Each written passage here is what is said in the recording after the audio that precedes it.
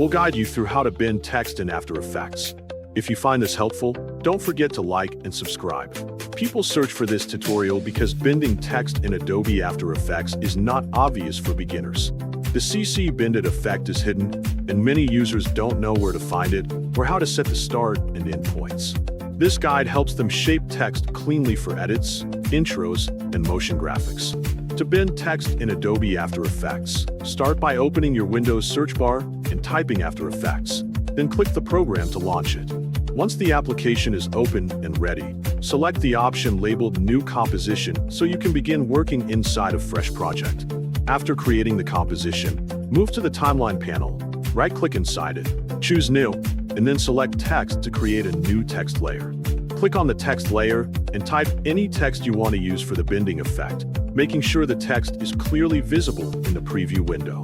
Once your text is ready, go to the Effect and Presets panel, which is usually located on the side of the interface. Inside the search bar of that panel, type CC Bended so you can quickly find the effect. When the effect appears in the list, click and drag it onto your text layer in the timeline to apply it. After applying the effect, you will see new controls appear in the effect settings for that layer. Start by adjusting the start point, which defines where the bend begins on your text. Move this point around in the preview window until it matches the position you want. Next, adjust the end point, which determines where the bend finishes. Position it carefully so the direction of the bend follows the shape you want to create. Once both points are set, move to the bend value control and increase or decrease it to curve the text.